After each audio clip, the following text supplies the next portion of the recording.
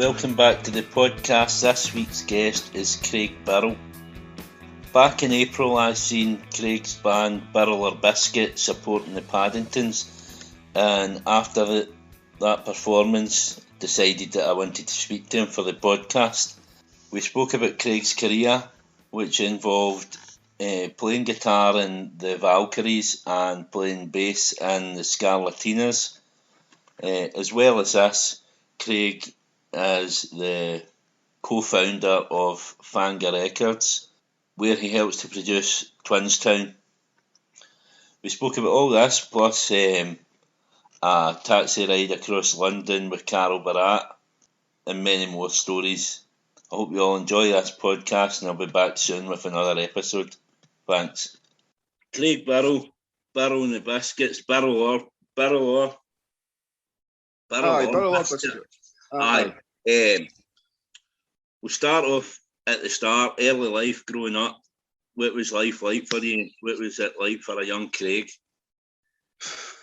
Wasn't fucking bad, man. I had a fucking good childhood, whatever. But when I was just small village, usual shit, like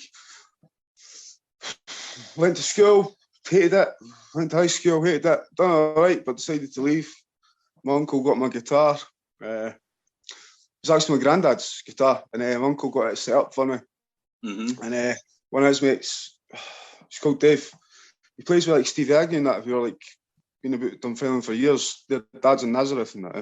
And a guy called Dougie, and he does sound at festivals and stuff. It was kind of like I grew up from a young age. Like when I was at primary school and that, I was like, I nicked What's the Story Morning Glory for one of my mum's mates' house. Like they were there drinking and that. I was there as a young boy, playing with your necks and all that stuff. And I came at a an early age, basically. I started getting into that kind of music, and then opened the doors for like your Bob Dylan's, your Neil Young's, your Sex Pistols, your Clash. For quite a young age, then I got a guitar. So that was my path.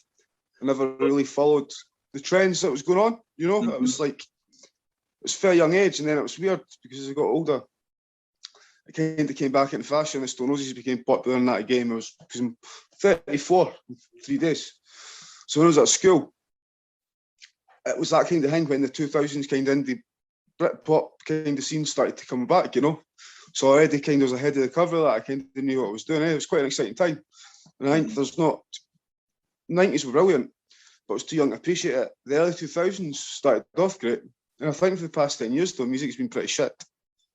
Yeah, it's been a bit kind of samey, hasn't it? Everything's been quite... Aye. I mean, obviously, a big theme of the podcast has been Libertines era, Libertines, Paddington, stuff like that. Obviously, the Strokes kind of kicked that off, and then you got all these bands, but it's kind of died away again, and we're kind of waiting for something else to kick off, aren't we? So, a funny story for you. It's like circles colliding. I moved to London when I was 18. Mm-hmm. I got sacked to start working at Standard Life Bank. And it was still like, it was £10 free bar at the ballroom in Dunfermline. And Wednesday, Thursday night, I was there at a £10 free bar. Getting fucking Stephen. Lost the job at the bank. Didn't give a fuck. Do you know what I mean? Got a job at Sky, got sacked for a bad reference. So I thought, fuck it, I'm going to move to London. Moved to London at 18. One of the first people I met down there was Carl Barrett. Right. And he kind of under his wing. He used to call me Scotch Bonnet. And I knew him. He used to run a night called, at the Hideaway, called The Gaslight, with a guy called Kieran Leonard. And I convinced him to do like a night at the pub that I was working. And then that was me, mate. That was like, I looked at these guys and I thought, you guys are just fucking like me and you, eh? It took away that illusion of it's a fucking higher reach that you can never get to, eh? And I realised we're just the fucking same people, eh? Yeah. And it's like, Carl was producing an EP for a guy called Kieran Leonard. He's now called St. Leonard. I think he's based in Berlin now. Right. We still keep in touch. I think Carl Barrett, I didn't even know what didn't know what he was asking me to go find. He was in a taxi on the way, like the night before, and he'd left a notebook in the taxi, and it was full of all the Dirty Pretty Things lyrics, Late Libertines lyrics and whatever, and he was fucked. Left in a fucking taxi and asked me to go to the taxi office to check it was there. And I found it, eh? And just being like young and innocent and just excited in the moment, I didn't even bother really flicking through it or having a fucking good read. I was like, I found it for you, but do you know what I mean? It was like, but I moved back to Scotland a few years after that. If you look if you go on YouTube, you'll see Carl Barrett played the Carnegie Hall in Dunfermline. Right. Him and the Dirty Pretty Strings, which was like a quartet of violins and fucking violas backing him up. Mm-hmm. And a couple of other boys for Drew McConnell was there, another couple of the boys for the band.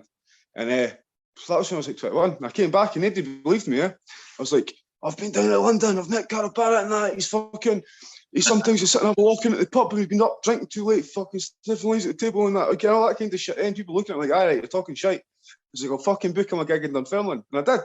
Everyone was shocked, And then, he came up and he played the gig.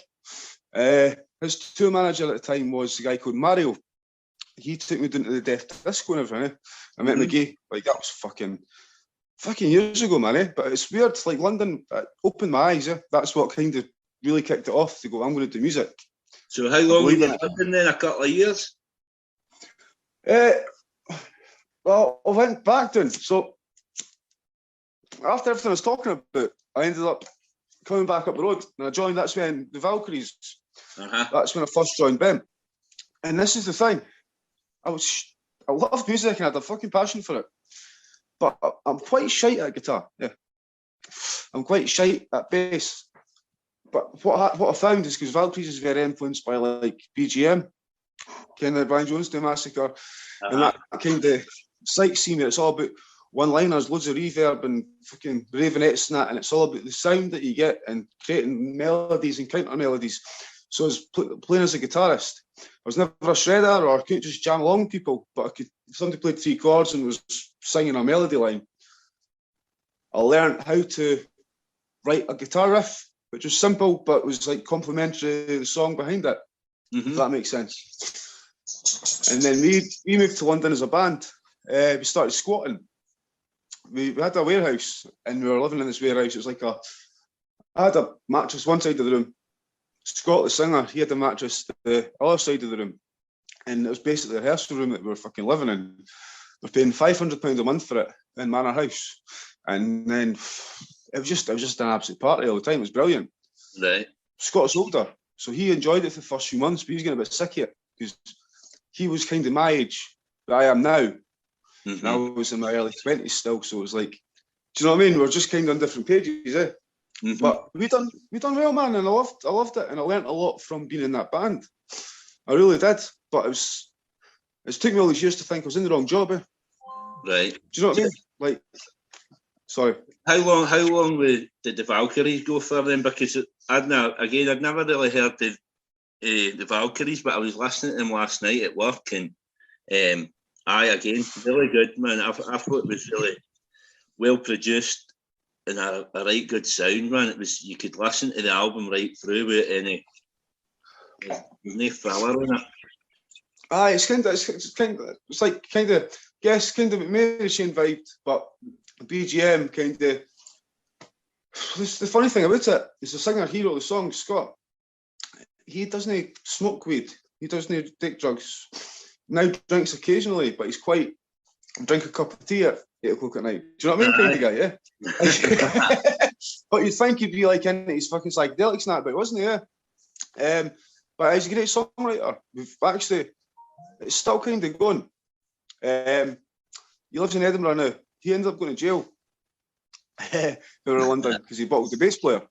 Right. Long story, but he bottled the bass player with a bottle of champagne. The bottle of champagne was still full, eh? He cracked him across the fucking chin with it. The bottle didn't fucking break, but the boys jawed it there. He was American, so he was trying to sue him and all that shit, but rightly so.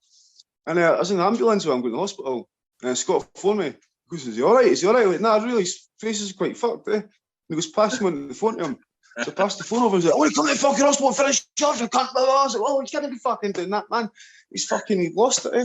And that's why he kind of stays sober now. He's one of those people it's not because he's a bad man, he's just, everyone struggles with emotions and everyone gets them in other ways, eh?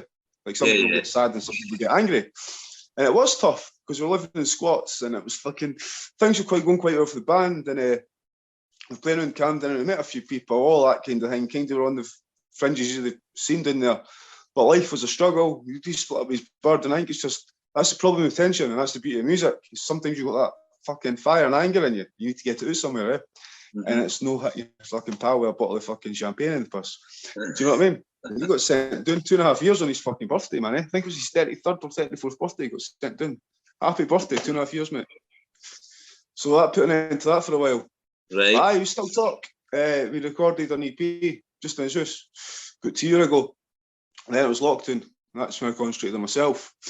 But he sent me all these stems, and I'm in the process of basically mixing in the new EP.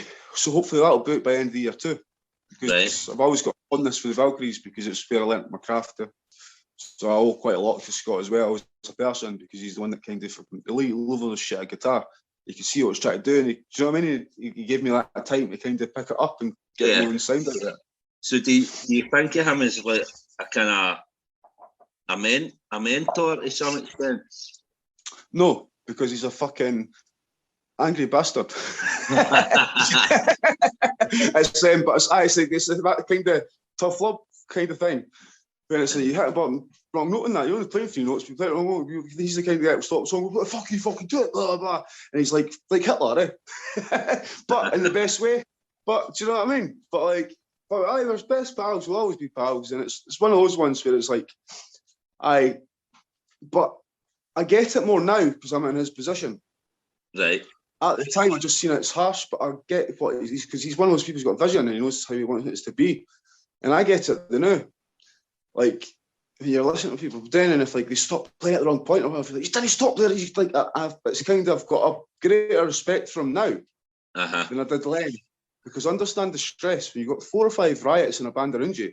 You're worried about what they've been drinking, if they fucking slept the night before they fucking gig, and if they're going to hold it together and they're going to do your songs justice. I can understand why you got quite ratty, yeah? Whereas when I was on their foot, I was like, shut up, man, it'll be sound. But so I've seen it for both sides, eh? I think that's quite an important thing to learn too. You've got to see it through all angles, eh? Yeah. So what happened then with Scarlatinas? How did that come about? So, Begbie, the guy that joined us for Part-Time Punks at the end, playing acoustic. When I moved back to Edinburgh the first time with the Valkyries, he was my flatmate. Right. He used to live with the Paddington's boys down in Hull.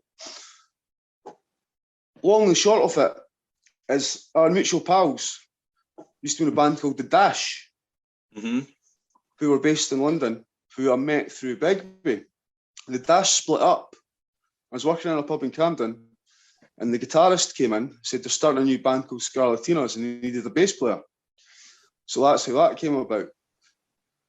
Again, and this is, I've got them to thank for this. I got sacked for that band about a month before playing Glastonbury for being an absolute riot. And it destroyed me, yeah? Right. And I was like, fuck. And that gave me that point to prove. And again, I was in the wrong job because I'm not a bass player, I'm shite. I'm not a guitarist, I'm shite. But I knew I could do something. And that leads on to the whole label and the production side of thing and what we're trying to do and about having belief in other people. So it's like if you're a footballer, I don't like football, right? But it's like, good example of it is if Pelé playing in goals, he'd be shite, eh? But if you had him as a fucking striker, he's one of the best players in the fucking world, eh? I think that's it. It's about knowing your fucking craft and knowing where you sit in it and all working together.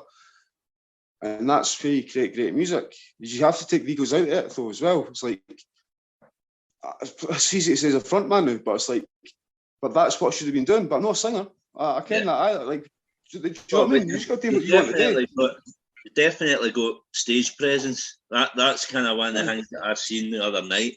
You knew you're doing it on stage and you controlled the crowd and stuff like that. So, that's definitely what you were meant to do. Aye.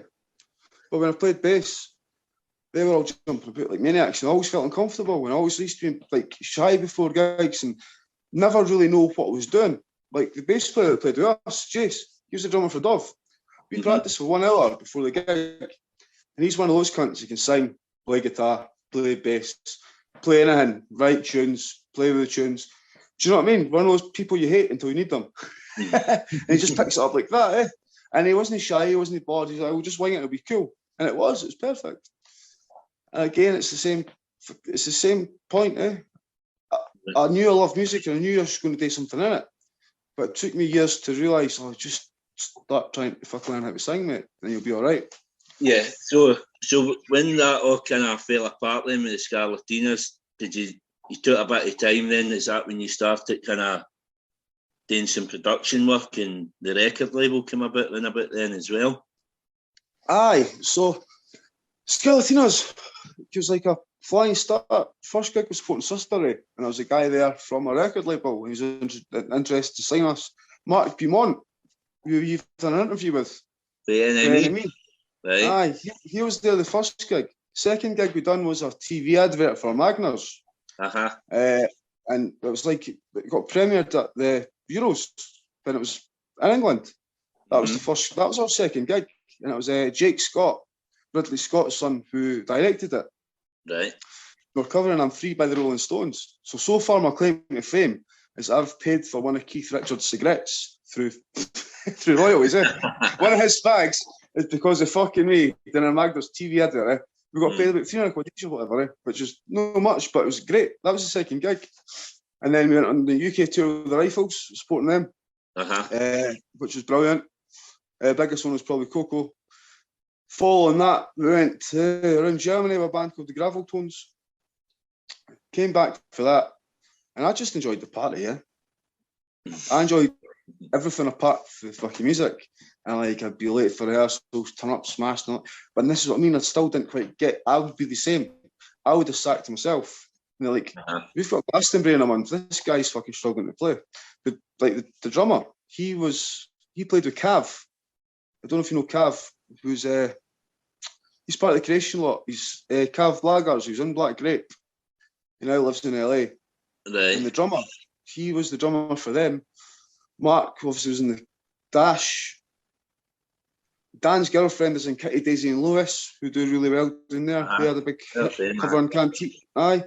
And he also done guitar for Finlay Quay. So like, they were all like great musicians. And I was like the fucking chancellor in the fucking band, and they obviously got to the end of the tether. One before Glastonbury, they basically told me to bolt. I was heartbroken, man. Just fucking started getting on it even more than that. And it was like a big kick in the face, because it was like everything was going up. But it was my own fault, and that's the cusp of when I went into production and fucking got the laptop out, got GarageBand, started recording, made a lot of mistakes. Some stuff that was great, some stuff that was fucking brutal. But to hear it back and to be able to analyse your own playing, the Verve used to do that. They used to rehearse for 3 hours, just jam a song for half an hour, listen back, take the best bit out of it and construct songs out of it. And that's when the mind started going, how to do this? Can you shorten this? Can you make that 4 bars instead of 8 bars? It's a bit boring. Why is that 7 minutes? It should be, you know what I mean? Yeah. And then I started finding my feet and going, I can't really sing that. If you had double track it, triple track it, do it higher, lower, and do your wee ad libs and stuff, you can create something quite interesting. And you just need a wee lead line, but no other way through. It's that dynamic, a flow of a song, and it all started clicking into place. Because this is what I could do. And that's where it all started from. So what sort of bands have you been producing for so far? Twinstown. Right. Who are from, used to be in Wolves. This is the hang. Right, to see at the gig the other night. I noticed the red hair, and I thought, I know him.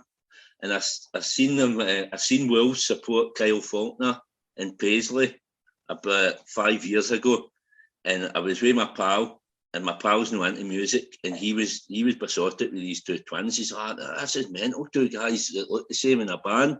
So I've kind of followed them since, and it was only last month I seen a video of them on A State of Mind on YouTube, and it was like the helmets on. And I thought, that I wasn't too sure of them, but they were obviously fucking out their nut, man. It smashed, and the sound didn't sound brilliant on, like, their songs didn't sound that brilliant. I didn't think, and then see listening to them on Spotify the last couple of weeks, see the production on that, it's night and day, man. It's brilliant. I think the music's excellent. So they're going to listen to this. They're going to listen to this, so I need to choose these words carefully, because they're fucking paranoid schizophrenics, right? The problem is the Twins, the same problem I had, is they write great songs. They're great songwriters, but they're twins, and there's a lot of fucking energy between them. And they try too hard, and they get fucking disillusioned by the fact things aren't going well, and they get angry and they fall out and they fucking blame the band around them. Right. And that's the only fucking problem. That's the only thing. Because they played at Leroy Day in PJ's the day after Paddington's. Mm-hmm. And it was only half the band that ended up playing. And they were fucking brilliant. It's like, get them on their day, they're fucking class. But it's just no when to hold back, eh? It's like, when do you have half a bottle of Buckfast before you go on stage? Or when do you drink 2 bottles of Buckfast, stay up all night, have a fallout beforehand, thinking you're the fucking next Oasis, and then wonder why the gig went shit. It's that fucking balance, eh? But they've got that belief in the drive, man. And they're great. They're, honestly. The production, though, that's they done that at Teapot Studios up in Dundee. Right. That album. They've been sitting on it for about a year. We went to release it through the label Fanga. Mm-hmm. We recorded a couple songs for them. One of them, so Fanga Records is named after a guy called Callum Patterson, who was in a band called Quarter Chubs. Uh-huh. They're also on the Fanga label.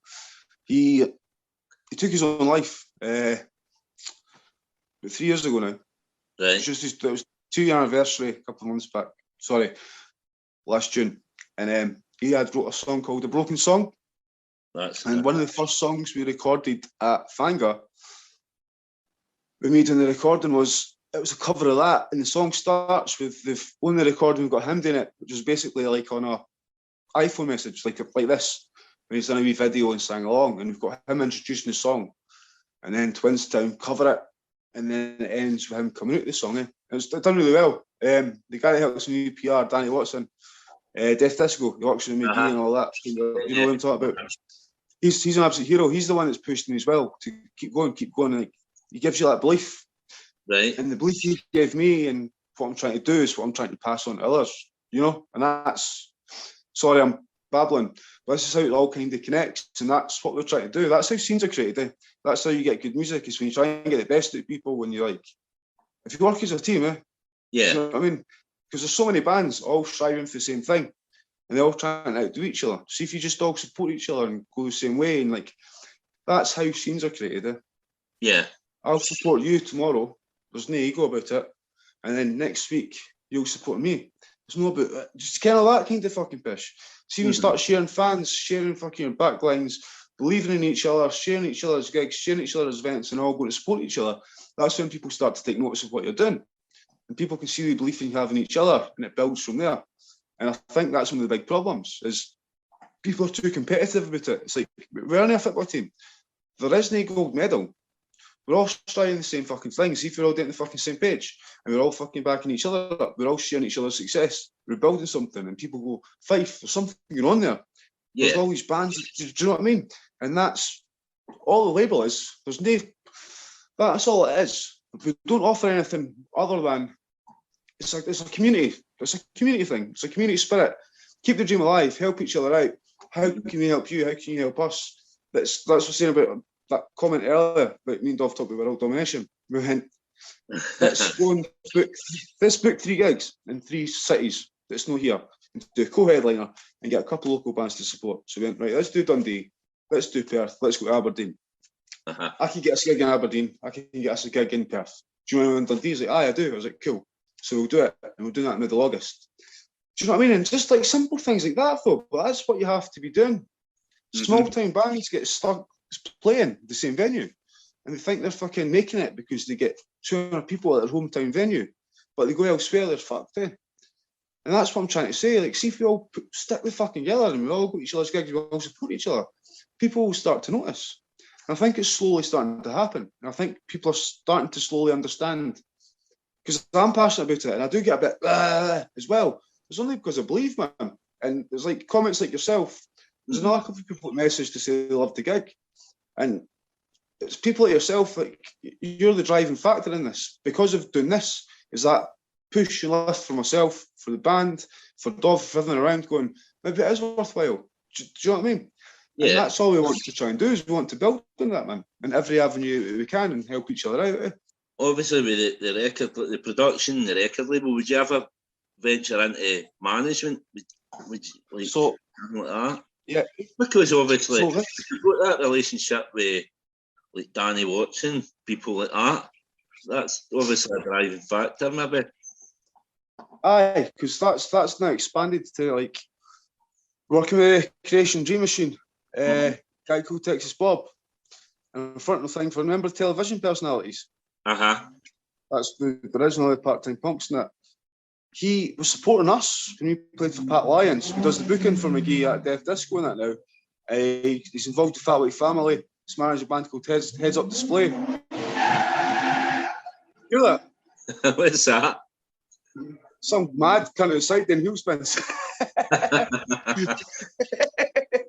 Don't feel it, mate. Just it's a beautiful wee flat. I basically used to live in the studio, but we've gave the studio up. Wee tangent here, because it's £800 a month for rent, and it's like a bit off more than I can chew. But it goes back to what you're saying about the management kind of thing. What I realised is I was getting angry because I was giving my time to do things for other people and getting pissed off because I'm like, I've got my own thing to do. So I'm actually taking a little bit of a step back.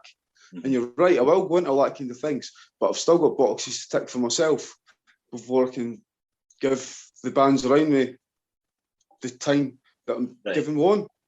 You know, so when it first started, I'd never done a gig. I was recording in the house, recorded everything, put a few singles out, the help of Danny's like, keep going. It was all great. Then we started jamming and getting gigs. Bands were being fucking like themselves and like, not meaning it, but like, they couldn't see what I was trying to do for them and like how much help I was trying to give them. And I wasn't seeming to get it back. So I kind of took a bit of huff and we're like, fuck yous. But just out of passion. And now what I'm doing is for the next couple of years, we're still up, pals, just everything's still continuing, but I'm focusing on what I'm doing for the next couple of years and giving everything I've got to this. But promoting Fanga Records, everyone involved, it's like being a mascot for the label. That's what I've told all other bands involved. Just be a mascot for the label, man. We're all helping each other in that, but it's like we need to just get out there, do as much as we possibly can and support each other. Like, I don't know if you noticed at the gig, 2 or 3 songs before the end, I had a wee mini rant, like going, I was naked here when fucking Dov was on to start with, and that see next to you on a bill, make sure you're here early. See him, just like, that kind of wee bit where you're like, making sure like you're pointing out how great the bands are around you. Yeah, well, that's it, because there was guys that just came in just for the Paddingtons, and I was speaking to a guy at the end, and he'd just come in, he'd only come in to see them, and I was like, you missed 2 cracking bands. But I mean, and I came in halfway through Dove, so I didn't even see their full set, but for what I seen, I wished I had been there for the start, because they were really impressive. Bruce Springsteen, man. Aye. I can't, it's the obvious thing, and it's like, but he's like, his voice is, he's incredible, and he's such a nice guy as well. It's the first time we've played together. He's not involved with Fanga, but we've already, as I said, after that one gig, connected, like, let's keep pushing, man. And that's all we're trying to do. But as I say, the production and the management kind of side of things, I'll do that, but I still think I need to push myself for a couple of years, build up what I can for myself. And then, once it's peaked, I want to take it as high as I can, but once it's peaked at that level, everything I'm building up, all the networking I'm doing now, obviously that's all going to be valuable. And then 5 years' time, 6 years' time, when I'm fucking singing on the fucking dole, fucking still working in fucking pubs and fucking bitter about fucking never getting past Sporting Paddingtons at broadcast, I'll see a band that's 20-year-old and go, didn't do that, this is what you should do, that gig's shite, fuck him off, I'll put you in touch with him, speak to fucking, we'll get you on this fucking Time for Heroes podcast, he'll put you in the fucking right direction, he'll tell you if you're good or if you're shite, fucking listen to him, because he kens, you know what I mean? Just like that guidance, and always come like a teacher, and make sure that I learn from my mistakes, and whatever. I was trying to do that already, but there comes a point in your life where you try and help people, but you have to help yourself before you can help others sometimes. That's, you know? Wise words, aye. I'm still at that stage where before I can help others, like, I'm all about giving and loving, but I'm a bit fucking unhinged myself still, I've still got things I have to do for me. You've still got a passion for creating your own stuff as well. Oh, I have to be. It's the only thing worth living for, man. That's the thing. People do it for the wrong reasons. People just think it's cool being a fucking band, and they're like, which is fair enough. But like, it's when people have got a real passion for it and they love music, and that's what they want to fucking do. It's like people get disillusioned thinking you're going to make who have become a rock star and make loads of money out of it. Chance of that happening, everyone knows it's fucking very, very small. However, it doesn't mean you can't be an important part of the music community and build something that people can use and have a hub where people rehearse, people record. And it's like do you know what I mean? And it's like a self-sufficient kind of pool of bands that are all doing it for the right reasons. We fucking try and push each other up. And I think to get to that point, to me, it's a success. It's where you're doing something that people care about and people want to know about, and you're selling a little bit of merch, you're supporting each other's freaking gigs, and you're putting recordings out, getting a little bit of radio play, getting some decent support slots, a few little festivals and whatever, and nobody has to put their hand in the pocket. It's self-sufficient. That's my goal for the next couple of years, is to get to that point where it doesn't matter if you've got nothing in your bank, you can still afford to go to rehearsal, you can still get down to London for your fucking gig, but you're not making any money, but it's not costing you anything, and the merch will cover your next venture. And treat it like a business in that sense, but still do what you want. But do you know what I mean? You don't have to worry about how I'm going to afford to get to London for that gig next week. You go, well, we sell 20 t-shirts last time. That's in the PayPal. We use that for train tickets. Just like that little kind of like savvy, which is basic kind of stuff. Yeah. But it's like your band gets paid 50 quid and they fucking what? They do £10 each and a fucking couple of shots. Nah, what's the fucking point, man? Just put a 50 quid in a fucking pot. You know what I mean? Because that's your fucking train fares through Edinburgh for your next gig. Kind of that vibe. That's what it's took a lot of years to click. It's like, even if you are skint, if you're skint, a tenner's no fucking going to make a big difference. Just put in a fucking pot. Next to get off for the gig, you can go out and get the train fare out of that. That's all I'm trying to do, man. I think people are getting it. Yeah. Well, that's it. I mean, I definitely get the vibe for that gig. Obviously, how important do you think it is having guys like Callum putting on these gigs and all that, organising these gigs? Because I know I've done it before and I know how hard it is to organise 3 bands together. Callum's an absolute hero, eh? Him and his brother Sean. I don't know how much you know about them or how long you've known them or whatever, but you've known, like, you know, they've had the ride they've had in the past few years and whatever, eh? And like Callum, he used to be the booker at PJ's. Now he's working with Michael Ward, E86. And Callum is that guy. He's the link between bands like myself who are in the toilet circuit and trying to fucking make a noise and get recognised. He's the link between us and getting recognised. As is you. You's like, this is 100%, like, he's invaluable. And sometimes I think he forgets that. I try to touch on it like gig without being too sloppy, but I'm like, I don't think he knows his own worth, because the only reason we got that gig was for Callum, because of through him.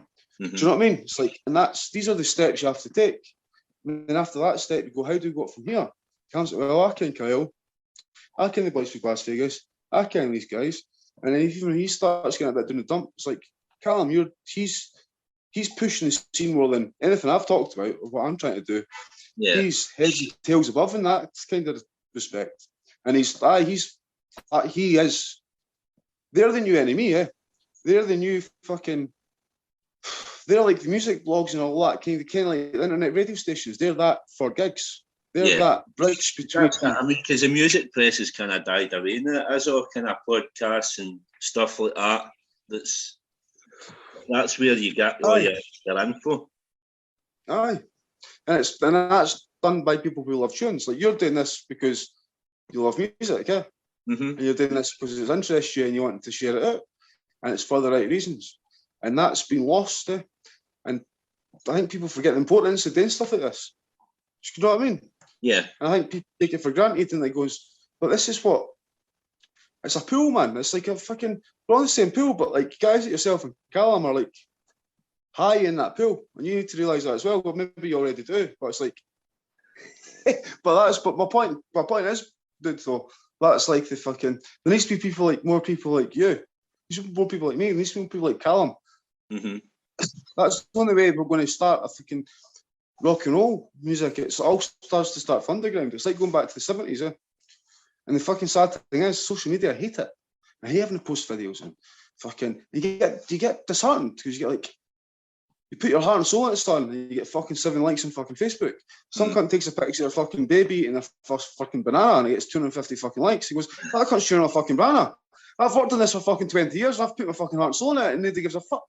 Do you know what I mean? And that's the problem. That was a question I was going to ask, actually. Like, see, with your social media, how do you feel you're good with your social media? Because I struggle to promote the podcast. Like, see, when a new episode comes out, I'll maybe post it for 2 or 3 days, and then I kind of, you get bored of it. You get bored if I can post the same shit. That's what I find. I wish I had somebody that could just run my social media for me. Well, what I'd say is I always struggle because I always end up saying the cunt word and getting a 30-1. Your feed's, your post will be lower than the newsfeed. I'm always on that vibe, eh? So I'm already knocking myself out of the table because I'm always in trouble for Facebook. I'm always on a ban or something. And I've realised that as well. It's becoming quite saying free speech is disappearing for social media quite rapidly. Yeah. We need a new MySpace. We need something. I mean, well, that's it, because that's where it all kicked off. That was the best, wasn't it, MySpace? You went in, you could listen to your 4 tunes in the corner, you'd have your bio there, you'd have your friends, and you could connect, you could talk. And it was like, it was more friendly for what we were trying to do. And the problem is, it is hard because, for example, if you're a band, you'll get judged on how many likes your band has on Facebook and how many people like the post, and you've got to sponsor your post so more people see it. And you look at your interactions, you'll see people listen for 30 seconds and it's a big drop off. And this is where PR becomes important.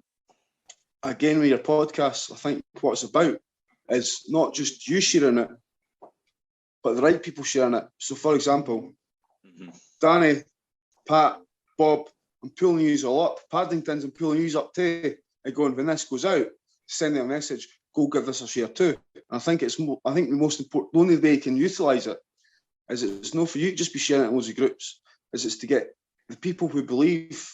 And again, it goes back to the same thing. So when Dov does his one, I'll share it on the Fanger page, I'll share it on the Birrell Or Biscuit page, I'll share it on my page, Trainer will share it on his page, and more people are doing it. That's when I think the reach becomes more important. And if you get blogs on your back, because I noticed it was like that Indie Girls Dream, I think they're called. I noticed they done like a video of Paddington's going. It was like going back to the early 2000s. It's like you should send them a message. Do you know what I mean? Like we all have. If we all pushed it, if we all have the same belief, we're all trying to push for the same thing. We're all on the same page. If we all start fucking sharing each other's fucking stuff, man, then it becomes beneficial and it's going to work. But when you're doing it yourself, it's like pissing in the wind. It does make it disheartening going finally. It can be a hard slog at times, but that's why kind of everybody sharing a bit of advice, it helps everybody. Aye.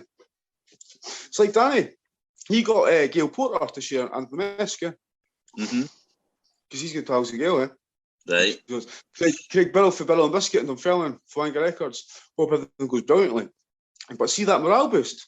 So it's like screenshot straight away up on the fucking Facebook. And it's like that, but it's like a credibility thing, eh? It's like Gail Porter's sharing your fucking thing. And if you post that, people will pay more attention than if I post it myself. Yeah. Like you're doing a Time for Heroes podcast. So say fucking Gary Powell for Libertines, right? Shared the post that you've done, because I've seen that you've done one with the books. The guy that wrote the Libertines book. For example, Gary, if Gary listened to that and goes, that was great, I'll share that on my page. That's going to help so much more than myself or you doing it. As far as I know with social media, I think it's that Pat Lyons told me, this is why we're doing stuff through Creation G Machine now. And goes, put the logo on it, man. It's all cool. It's fine. We're working together. It's promo through association. For example, your podcast, I've seen your guests. They're quite high profile, really. Yeah. Do you know what I mean? Like it's a high caliber of guests. So for myself to be on that, again, it's promo through association. It's like putting me up another step because it's like associating me with the names that you've got on that list. So if you've got people, do you know what I mean? The people that you admire, the people you look up to, sharing what you're doing. Again, that's how it builds. Sorry, I'm rambling, but no. Do you know what? You're talking something like sense. So it's nice to have somebody else kind of to pick their brains on stuff like this as well. But that's us. I mean, we kind of covered everything that we planned to. Apart from the meals. Apart from the last bit, is picking your heroes and what you're going to cook them. So I'd imagine you're just going to. What are you just going to give them like A bottle of tonic and a pint of Guinness. No, so what I've done is, because you're nearly right, so what I've done is, again, because I'm fucking no egotistical bastard, I've asked the rest of the band to answer this question for me, right? So I'm going to go back in WhatsApp, and I've got some answers for you. Give me a second. Go. You're still there, aye? Uh-huh. I'm in my WhatsApp just in case it cut off. Right. So, not everyone answered. And there's a guy called Joe.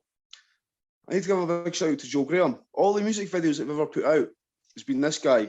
Uh-huh. Any footage for live gigs has been from this guy. And he's basically documenting everything that we're doing. Right. And he's just been added in the chat today. And he's a big part of what we're doing. Everything we were talking about, he's the dude who's filming it all. Mm-hmm. He's done it all just for the fucking love and belief. He's a great guy, right? Uh-huh. But I'll go for the top. Where are we? So I've asked him all the question. Dennis is the drummer. He said Billy Connolly, Bill Burr, Patrice O'Neill, and Norm MacDonald. Right. I only know of Billy Connolly out of that list, but he'd go, I'd make them spaghetti bolognese. Uh-huh. Right. Andy, who's Bill Burr, no. I think Bill Burr's like a comedian as well, is he no? I think. Well, Dennis is a comedian as well, but he's he crashed and burned. But I'll save that story for another day because I don't want to misconstrue it. But the funniest story he's told me is a story about his comedy show failing. But I'll leave that to him. But that will probably make sense. Patrice O'Neill, she sounds sexy, whoever she is. Yeah. And Norm MacDonald sounds made up. But he'd make them spaghetti bolognese. Fucking Andy, who's the ginger guitar player, great guy, Shia LaBeouf, and he'd make him lamb chops. I didn't know who he was either, so I had to Google him. He's that cunt who's in Marvel stuff, but it turns out he's a bit of fucking wrong and he's fighting demons and that, so that's quite cool. Yeah, that's it. Den says, better have mashed tortoise with that Slater or you'll get tangerine. The reason he's saying tangerine is because the first night we played in Hull, second ever gig, I fell out with Slater and I rattled him across the face at 3 o'clock in the morning in the hostel with tangerine. And he goes to the gym about 5 times a week and he punched fuck at me and dislocated his shoulder. So it became a running joke saying, I'll tangerine you and then I'll Slater you because I basically battered fuck at me for my tangerine. Anyway, Joe Graham, the video dude, goes, my hero is Lou Reed and I'm serving spicy Diavola pizza on the mild side with New York style crusts. Right. Dennis said, is it not 4 heroes you've to invite? And I went, aye, but it's going to be a very big table if everyone invites 4. Right? Just fair. Right. And Duke, who's the other guitarist, mainly the lead, metalhead, fucking knees reined in. It's like having fucking Pelly and Goals kind of pish. It was like, Harry, play the chords there, go wild there. You didn't solo for 4 minutes and see when he's telling that and he gets it. Oh man, he's brilliant. He didn't answer, so I don't know if this is from the horse's mouth or Dennis has made it up. But Duke is going for Leslie Grantham, who played Dirty Denny in EastEnders. And a guy called Alan Nichol, who is one of the guys who frequent around the pubs in Dunfermline. Right. He's just a bit fucking. I'm not going to bad with it, but he's just a character from Dunfermline, and there's a running joke. But Alan Nichol from Dunfermline, no significance. And he's going to cook them McCain oven chips with fish fingers, waffles, and beans. Oh, that's. I'm going with Nigella Lawson. I'm going straight to dessert.